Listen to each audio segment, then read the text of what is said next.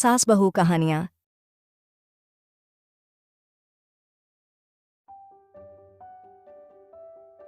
ऐसा लगा अंत में बताइएगा जरूर। अरे बहू, चाय ले ले, उठ जा बेटा। अरे मम्मी रहने देती ना, मैं उठ तो रही थी।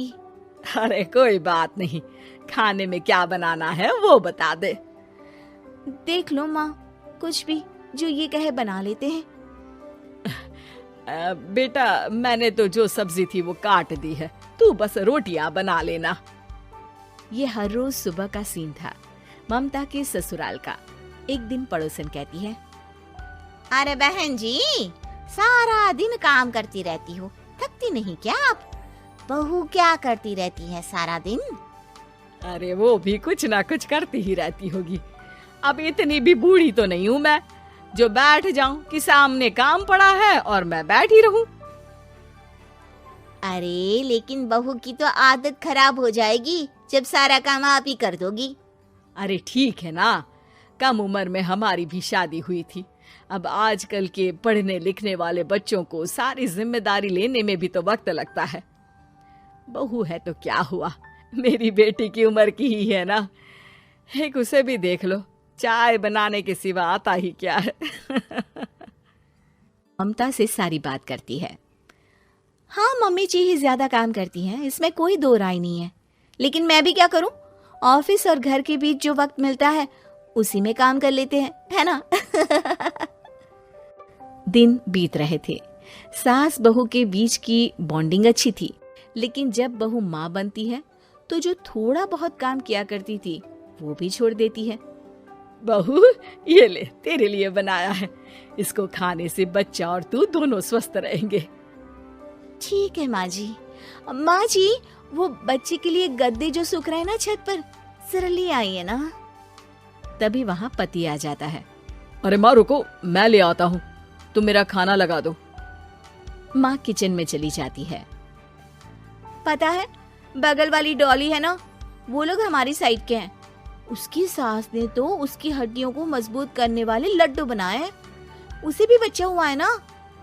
पता नहीं मम्मी जी क्या पानी सा उबाल कर दे देती है, मैं तो बस वही खा लेती हूँ।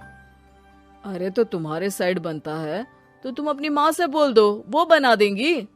आहा, माँ की तबीयत ठीक नहीं रहती, तुम जानती हो ना, कैसे बनाएंगी वो? अरे क्या हो गया सासू माँ को? कल तक तो फेसबुक में किटी की फोटो डाल रही थी। अच्छा अच्छा चुप रहिए।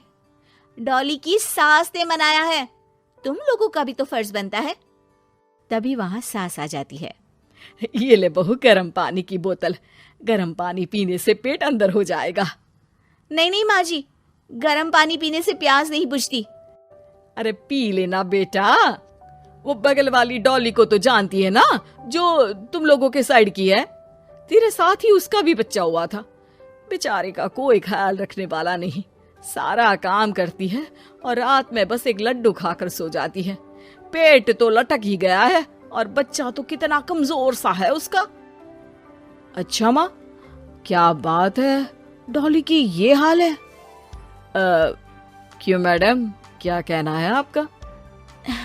अब पता है मुझे, किसी के पास मेरी सास की तरह सास थोड़ी ना है।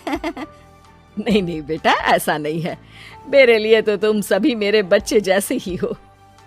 ममता को समझ में नहीं आता कि वो सास में कैसे कोई बुराई निकाले, क्योंकि हर कोई उससे उसकी सास की तारीफ ही किया करता था। एक रोज ममता के घर उसकी ननद आती है। अरे भाभी, मुन्ने को तो 6 महीने हो गए, आप अभी भी बेड पर हो। आ गई है आप? कैसी हैं बुआ? बच्चा होने के 6 महीने बाद आई हैं आप। भाभी अमेरिका दूर है ना, तो वक्त लग जाता है। अब इनकी छुट्टी अभी थी तो सभी आ गए। वैसे माँ कहाँ है? थकी हारी सास बेटी को देखकर खुश हो जाती है। माँ, इस बार तेरा वीजा तैयार है, मेरे साथ चलने को तैयार रहना। हाँ बेटा, मैं तैयार हूँ। अरे ऐसे कैसे माँ, मैं कैसे मैनेज करूंगी? कैसे मतलब? जैसे मैंने किया अमेरिका में, आप इंडिया में कर लेना। वैसे आपका तो मायका भी पास ही में है ना। हाँ वो तो है, लेकिन वहाँ माँ के पास वक्त नहीं होता। ईश्वर भक्ति में उनका सारा समय चला जाता है। भाभी, बेटी परेशान हो तो माँ का ध्यान आरती में कैसे लग सकता है? समझ में ही नहीं आता। वैसे भी अब माँ को मैं अपने साथ ले जा रही हूँ। माँ को विदेश घूमने का शौक है ना।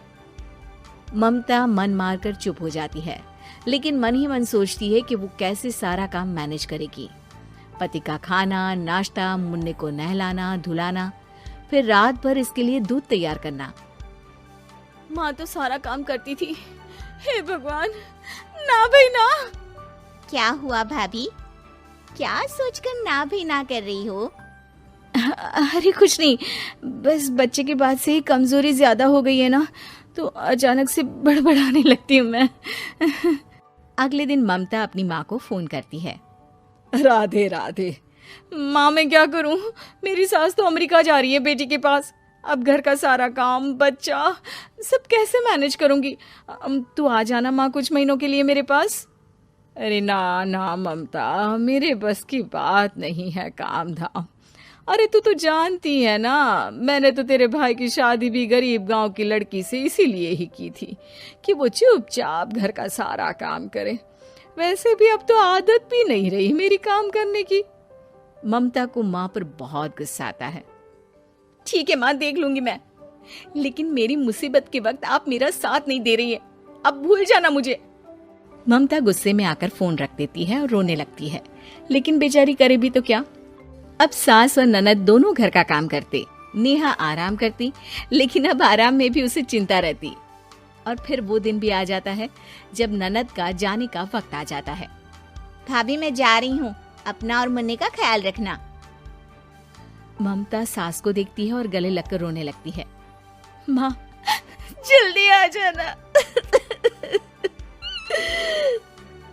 सास मुस्कुराकर कहती है, कहाँ से ममता? मैं कहीं नहीं जा रही। मैंने देखा कि मेरे जाने की बात से ही तू परेशान हो गई थी, इसीलिए मैंने अपना जाना कैंसिल कर दिया है। तू चिंता ना कर, मैं तेरे साथ ही रहूंगी। ममता को अपनी माँ की बात याद आती है कि कैसे उसके कहने पर भी ममता की परेशानी को समझने की बजाय उसने मना कर दिया, जबकि सास ने बिना कुछ कहे बहू की समस्या पढ़ ली।